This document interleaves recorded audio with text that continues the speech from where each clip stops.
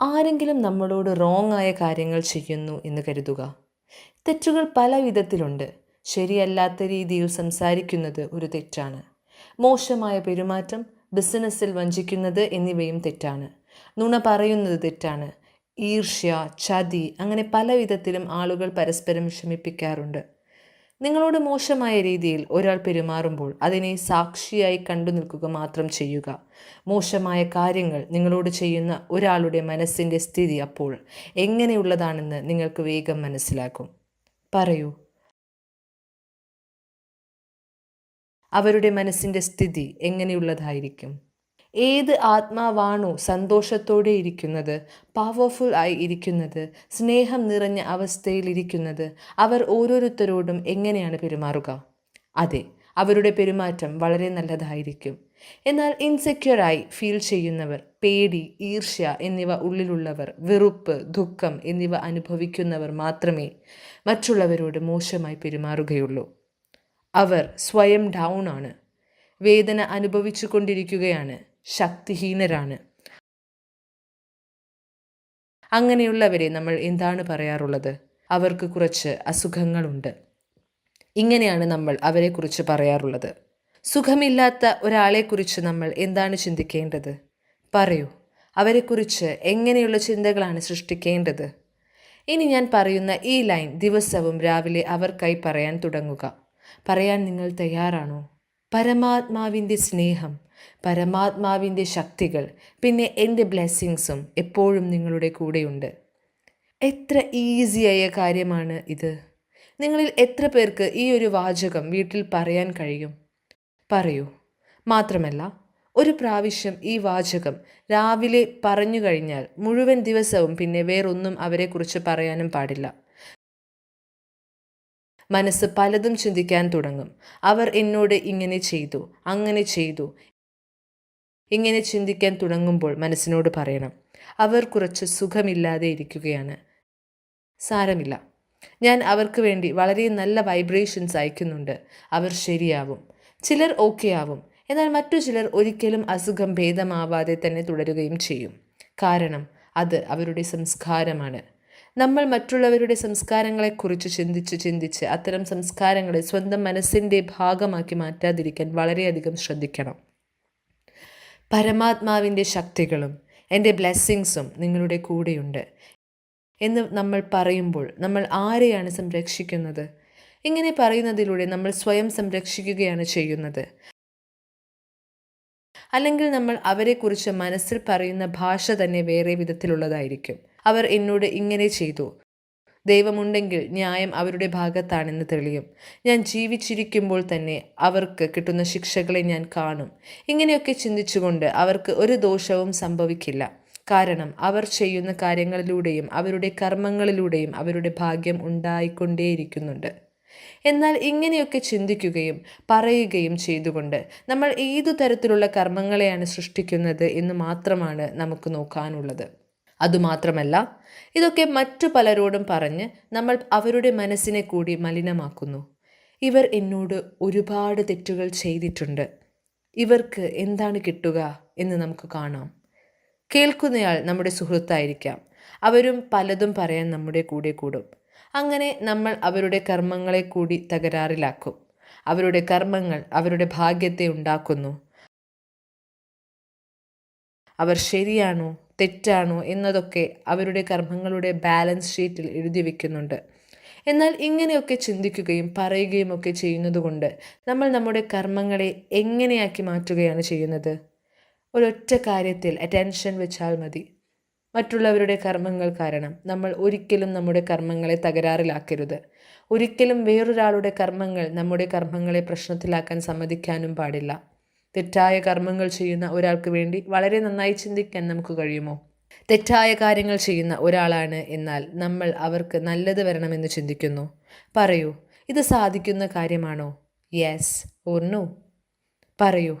അവർക്ക് റൈറ്റാണ് എന്ന് തോന്നുന്ന കാര്യങ്ങൾ മാത്രമേ അവർ ചെയ്യുകയുള്ളൂ. ഇങ്ങനെയാണ് ജീവിതം. നമുക്ക് വേറൊരു കാര്യമായിരിക്കും നന്നായി തോന്നുക. അത് നമ്മൾ മറ്റുള്ളവരോട് പറഞ്ഞുകൊണ്ടിരിക്കുകയും ചെയ്യും. പ്ലീസ് അങ്ങനെ ചെയ്യരുത്, പ്ലീസ് ഇങ്ങനെ ചെയ്യരുത്, പ്ലീസ് എന്ന് പറഞ്ഞുകൊണ്ടേയിരിക്കും. അവർ നമ്മൾ പറയുന്നതൊക്കെ കേൾക്കും. എല്ലാം കേട്ടുനിന്ന് ശരിയെന്ന് തലകുലുക്കി സമ്മതിക്കുകയും ചെയ്യും. എന്നിട്ട് അവരുടെ ഇഷ്ടമനുസരിച്ച് തന്നെ കാര്യങ്ങൾ ചെയ്യും. എന്തെന്നാൽ അവർക്ക് അതാണ് ശരിയെന്ന് തോന്നുന്നത്. ഇപ്പോൾ ഇത് കേട്ട് ഇവിടെ ചിരിക്കുന്നത് പോലെ തന്നെ വീട്ടിൽ പോയാലും ചിരിക്കണം. ഇതിനെയാണ് അവനവൻ്റെ സംസ്കാരം എന്ന് പറയുന്നത്.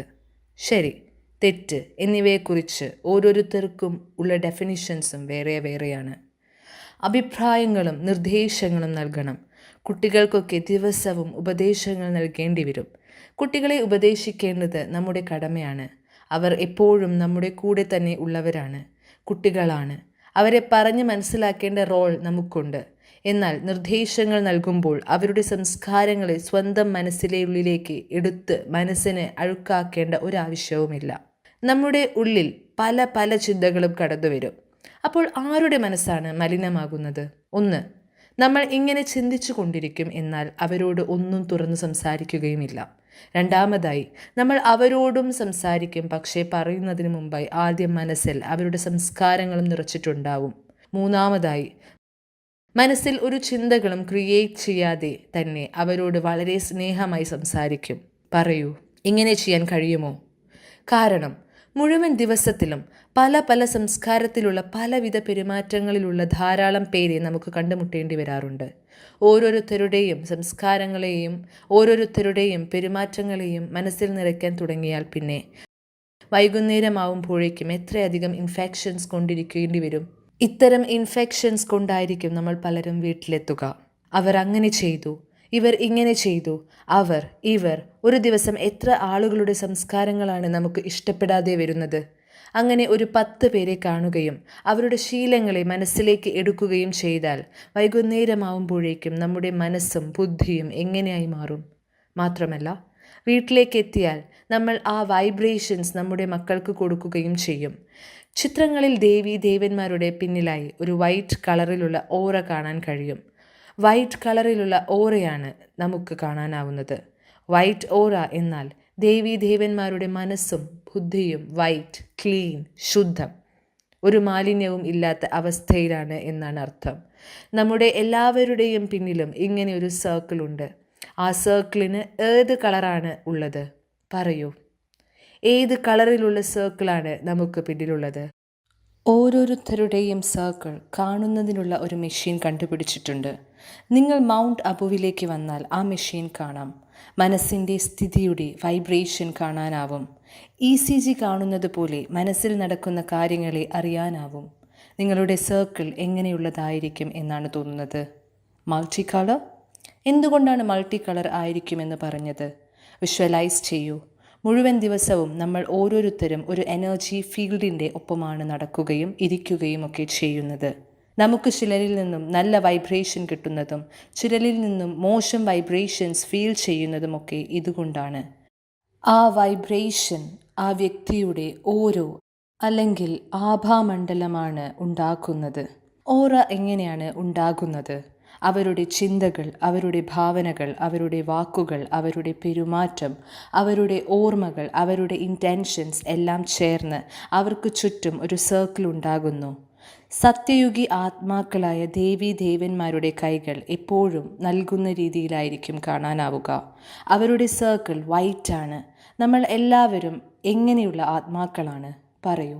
നമ്മളും അങ്ങനെ തന്നെയുള്ള ആത്മാക്കളാണ്. ഇതെൻ്റെ ദേവതയാണ്, ഇതെൻ്റെ കുലദേവിയാണ് എന്ന് നമ്മൾ പറയാറുണ്ട്. കുലദേവിയുടെയും കുലദേവതയുടെയും പേര് നമുക്കെല്ലാവർക്കും അറിയാം. എന്താണ് ഇതിൻ്റെ അർത്ഥം? നമ്മൾ ആരുടെ കുലത്തിലാണ് ഉൾപ്പെട്ടിട്ടുള്ളത്? നമ്മൾ ദേവന്മാരുടെ കുലത്തിലാണ് ഉൾപ്പെട്ടിട്ടുള്ളത് എന്നാണ് ഇതിൻ്റെ അർത്ഥം. അപ്പോൾ നമ്മുടെ സർക്കിളും വൈറ്റ് തന്നെയാവണം. ഒരു കാര്യം മാത്രമേ ശ്രദ്ധിക്കേണ്ടതുള്ളൂ. രാവിലെ വൈറ്റ് സർക്കിളിനൊപ്പം വീട്ടിൽ നിന്നും പുറത്തേക്ക് പോകണം. മാത്രമല്ല, വൈകിട്ട് വൈറ്റ് സർക്കിളിൻ്റെ കൂടെ തന്നെ തിരിച്ച് വീട്ടിൽ എത്തുകയും വേണം. ഇതിനായി നമ്മൾ എന്താണ് ചെയ്യേണ്ടത്? പല പല സംസ്കാരങ്ങളുള്ള ധാരാളം പേരെ നമ്മൾ കണ്ടുമുട്ടും. പക്ഷേ നമ്മൾ അവരുടെ സംസ്കാരങ്ങളെക്കുറിച്ച് ആവർത്തിച്ചാവർത്തിച്ച് മനസ്സിൽ ചിന്തിക്കുകയാണെങ്കിൽ എന്താണ് ഉണ്ടാവുക? നമ്മൾ മറ്റുള്ളവരുടെ ലോ വൈബ്രേഷനെ നമ്മുടെ മനസ്സിലേക്ക് എടുത്ത് സൂക്ഷിച്ചു വെക്കാൻ തുടങ്ങുന്നു എന്നാണ് ഇതിനർത്ഥം. അവരുടെ സംസ്കാരങ്ങളെ മനസ്സിലേക്ക് എടുക്കുമ്പോൾ ഞാൻ എൻ്റെ സർക്കിളിനെ എങ്ങനെയാക്കി മാറ്റുകയാണ് ചെയ്യുന്നത്? വേറൊരാളുടെ ലോ വൈബ്രേഷൻ എടുത്ത് മനസ്സിലേക്ക് വെച്ചു. ഒപ്പം ഞാൻ അതിനെക്കുറിച്ച് മറ്റൊരാളോട് പറയുകയും ചെയ്യുന്നു. അങ്ങനെ ഞാൻ ആ ലോ വൈബ്രേഷൻ അവരുടെ സർക്കിളിലേക്ക് കൂടി പ്രവേശിപ്പിക്കുന്നു. ഞങ്ങൾ രണ്ടുപേരും ഇരുന്ന് സംസാരിക്കുന്നത് വേറൊരാളുടെ ദുർബലതകളെക്കുറിച്ചാണ്. എന്നാൽ ആ വീക്ക്നെസ് ഇപ്പോൾ അവരുടേതല്ല. അത് നമ്മുടെ എനർജി ഫീൽഡിൻ്റെ അകത്താണ് ഇപ്പോൾ നിൽക്കുന്നത്. അഥവാ നമ്മുടെ എനർജി ഫീൽഡ് മലിനമായി മാറി എന്നർത്ഥം. വൈറ്റ് ഡ്രസ് ധരിക്കുമ്പോൾ ദിവസം മുഴുവനും വളരെ ശ്രദ്ധയോടെ നടക്കേണ്ടി വരുന്നത് പോലെ തന്നെയാണ് ഇതും. ചെയർ ക്ലീൻ ആണോ എന്ന് ചെക്ക് ചെയ്യാതെ ഇരിക്കാൻ കഴിയില്ല. ചെക്ക് ചെയ്യാതെ ഇരിക്കുകയാണെങ്കിൽ ചെയറിലെ അഴുക്ക് നമ്മുടെ ഡ്രസ്സിലെ അഴുക്കായി മാറുന്നു. അതുകൊണ്ട് വളരെ കെയർഫുള്ളായി ഇരിക്കേണ്ടി വരാറുണ്ട്. ഇന്ന് ഒരു കാര്യം മനസ്സിൽ ഫൈനലൈസ് ചെയ്യാം. മറ്റുള്ളവരുടെ ദുർബലതകളെ ഒരിക്കലും മനസ്സിലും ബുദ്ധിയിലും വെക്കരുത്. മറ്റുള്ളവരുടെ ദുർബലതകളെക്കുറിച്ച് ചിന്തിക്കുകയോ പറയുകയോ പോലും ചെയ്യരുത്. We will bless them daily. അവരുടെ കൂടെ ജോലി ചെയ്യണം. അവർക്കുള്ള നിർദ്ദേശങ്ങളും നൽകണം. പറഞ്ഞു മനസ്സിലാക്കേണ്ടത് പറഞ്ഞു പഠിപ്പിക്കണം. എന്നാൽ നമ്മൾ ഒരിക്കലും അവരുടെ വീക്ക്നെസ്സസിനെ കുറിച്ച് ചിന്തിക്കുകയില്ല. എന്തെന്നാൽ വീക്ക്നെസ്സസിനെ പറ്റി ചിന്തിക്കുന്നതിലൂടെ അവരുടെ സംസ്കാരങ്ങൾ നമ്മുടെ വ്യക്തിത്വത്തിൻ്റെ ഭാഗമായി മാറുന്നു. ഒരുപാട് പേരുടെ ദുർബലതകളെക്കുറിച്ച് ചിന്തിച്ചു കൊണ്ടിരുന്നാൽ ഡെയിലി എത്ര തരം ഇൻഫെക്ഷൻസ് ആണ് നമ്മുടെ ഉള്ളിലേക്ക് വരിക. ചിന്തിക്കുകയില്ല എന്ന് മാത്രമല്ല, അത്തരം കാര്യങ്ങളെക്കുറിച്ച് മറ്റുള്ളവരുമായി ഡിസ്കസ് ചെയ്യുകയുമില്ല എന്ന് ഉറപ്പിക്കണം. ഇങ്ങനെ ചെയ്യാൻ കഴിയുമോ? മറ്റുള്ളവരുടെ സംസ്കാരങ്ങളെക്കുറിച്ച് ഡിസ്കസ് ചെയ്യാതിരിക്കാൻ കഴിയുമോ?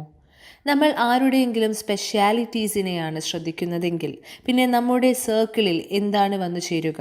മറ്റുള്ളവരുടെ വിശേഷതകൾ കാണാൻ തുടങ്ങിയാൽ നമ്മുടെ എനർജി സർക്കിളിൽ അവരുടെ വിശേഷതകൾ വന്നു ചേരാൻ തുടങ്ങും. വീക്ക്നെസ്സസിനാണ് കാണുന്നതെങ്കിൽ വീക്ക്നെസ്സസ് തന്നെ എനർജി സർക്കിളിലും ഇടം പിടിക്കും. പരമാത്മാവ് പറയാറുണ്ട്, നിങ്ങൾ ആരുടെ സംസ്കാരങ്ങളെക്കുറിച്ചാണോ ചിന്തിച്ചു കൊണ്ടിരിക്കുന്നത് ആ സംസ്കാരങ്ങൾ പതുക്കെ നിങ്ങളുടെ സംസ്കാരങ്ങളുടെ ഒരു ഭാഗമാകാൻ തുടങ്ങും.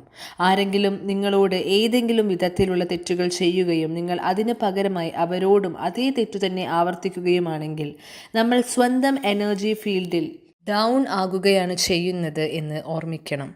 നമ്മൾ നമ്മുടെ തന്നെ എനർജി സർക്കിളിൽ കറ പുരളാൻ അനുവദിക്കുകയാണ് ചെയ്യുന്നത്. പലരും ചെയ്തുകൊണ്ടിരിക്കുന്ന കർമ്മങ്ങളെ നോക്കിക്കൊണ്ട് നമ്മൾ നമ്മുടെ സർക്കിളിനെ അഴുക്കാക്കാൻ തുടങ്ങിയാൽ പിന്നെ ഈ ലോകം എങ്ങനെയായി മാറും? ലോകം എങ്ങനെയായി മാറിയെന്ന് നമുക്കറിയാം. ഈ ലോകത്തിനെ നമ്മൾ കലിയുഗം എന്നാണ് വിശേഷിപ്പിക്കുന്നത്. വെറും കലിയുഗമല്ല, ഘോര കലിയുഗം. ഈ ഘോര കലിയുഗത്തിന് ശേഷം എന്താണ് വരിക? ആദ്യം പ്രഭാതം, പിന്നെ ഉച്ചയാവും, വൈകുന്നേരമാവും, ഇപ്പോൾ രാത്രിയാവാൻ പോവുകയാണ്. നമ്മൾ തന്നെയാണ് പ്രഭാതത്തിലും ഉച്ചയ്ക്കും വൈകുന്നേരവുമൊക്കെ ജീവിച്ചിരിക്കുന്നത്. ഇനി അല്പസമയത്തിന് ശേഷം നമ്മൾ തന്നെയാണ് രാത്രിയിലേക്കും എത്തിച്ചേരുന്നത്. രാത്രിക്ക് ശേഷം ഘോരമായ രാത്രിയും അർദ്ധരാത്രിയും വരും. ഘോരരാത്രിക്ക് ശേഷം മിഡ് നൈറ്റിന് ശേഷം എന്താണ് ഉണ്ടാവുക? അർദ്ധരാത്രിക്ക് ശേഷം വീണ്ടും പുലരി വരും. ഇതൊരു സൈക്കിളാണ്. ഇത് ഇങ്ങനെ ആവർത്തിച്ചു കൊണ്ടിരിക്കുന്നു. രാവിലെ ഉണ്ടായിരുന്ന ആളുകൾ തന്നെയല്ലേ രാത്രിയായാലും ഉണ്ടാവുക? ആളുകൾ രാത്രിയാവുമ്പോൾ റെസ്റ്റ് എടുക്കുന്നു, എന്നിട്ട് രാവിലെ ആയാൽ വീണ്ടും ഫ്രഷ് ആവുന്നു. രാവിലെ ഫ്രഷായി പുറത്തു പോകുന്നവർ രാത്രിയാവുമ്പോഴേക്കും കുറച്ച് ടയേർഡ് ആവുന്നു, കുറച്ച് ഡേർട്ടിയും ആവുന്നു. ഇനി നമുക്ക് ഈ എനർജി സർക്കിളിനെ ഒരു ബിഗ് പിക്ചറിൽ നോക്കിക്കാണാം. ഇനി ഇത് 24 മണിക്കൂറിൻ്റെ അല്ലെങ്കിൽ ഒരു ദിവസത്തിൻ്റെ സൈക്കിളായിട്ടല്ല, ഇതിനെ ഒരു സൃഷ്ടിയുടെ സൈക്കിളായി കാണാം.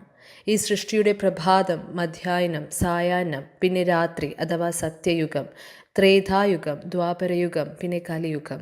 കലിയുഗത്തിന് ശേഷം ഘോരമായ കലിയുഗവും ഉണ്ടാവുന്നു. ഈ സൃഷ്ടിയിൽ ഘോരമായ കലിയുഗത്തിന് ശേഷം എന്താണ് വരിക? ഏതൊരു ശുഭകാര്യവും തുടങ്ങുന്നതിന് മുമ്പായി നമ്മൾ സ്വസ്തിക്ക് വരയ്ക്കാറുണ്ട്. സ്വസ്തിക്ക് 4 ഭാഗങ്ങളുണ്ട്. ഒരു വൃത്തത്തെ 4 ഭാഗങ്ങൾ ആക്കുന്നത് പോലെ ഇത് കാണാനാവുന്നതാണ്. ഈ 4 ഭാഗങ്ങളും തുല്യമായ വലിപ്പത്തിലുള്ളവയുമാണ്. ആദ്യ ഭാഗത്ത് സ്വസ്തിക്ക് കൈ നൽകുന്നത് പോലെയാണ് ഉള്ളത്. സൃഷ്ടിയുടെ ആദ്യത്തെ കാൽഭാഗം സത്യയുഗത്തെ പ്രതിനിധീകരിക്കുന്നു. സത്യയുഗത്തിൽ ദേവീദേവന്മാർ എല്ലാവർക്കും ആശീർവാദങ്ങൾ നൽകുന്നു. രണ്ടാമത്തെ പകുതിയിൽ കൈ താഴേക്കാണ് കാണിച്ചിട്ടുള്ളത്. അത് ത്രേതായുഗമാണ്. ദ്വാപരയുഗം അഥവാ മൂന്നാമത്തെ ഭാഗത്ത് നമ്മൾ യാചിക്കാൻ തുടങ്ങുന്നു. കൈ യാചിക്കുന്ന രീതിയിൽ നീട്ടിയിരിക്കുന്നത് കാണാം. അവസാനമായി നാലാമത്തെ ഭാഗം. നാലാമത്തെ ഭാഗത്ത് സ്വസ്തിക്ക് മുകളിലേക്കാണ് വരച്ചിട്ടുള്ളത്. അത് കലിയുഗമാണ്.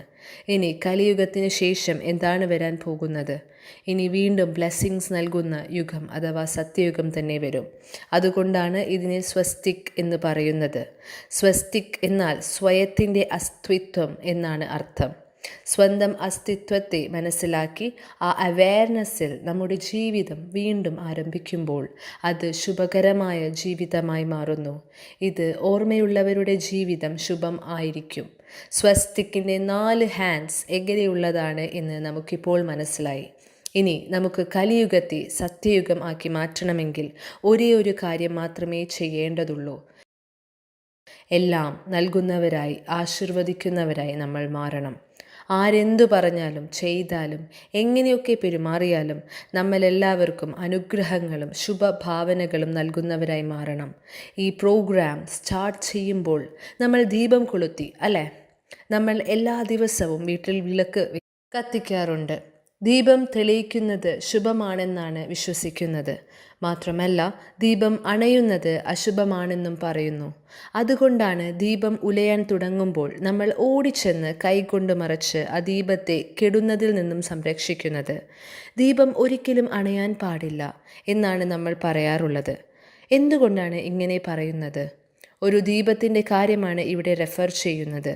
ഒരു വിളക്ക് അണഞ്ഞു പോയാൽ എന്താണ് സംഭവിക്കുക? വിളക്കണഞ്ഞാൽ വീണ്ടും നമുക്ക് അതിനെ തെളിയിക്കാമല്ലോ. അതിൽ ഇത്രയ്ക്ക് അശുഭം എന്ന് പറയേണ്ട കാര്യം എന്താണ്? ഹിന്ദിയിൽ ദിയ എന്നാൽ ദീപം എന്നും നൽകുക എന്നും 2 അർത്ഥങ്ങളുണ്ട്. ദിയ എന്നാൽ നൽകുക എന്നാണ് അർത്ഥം വരുന്നത്.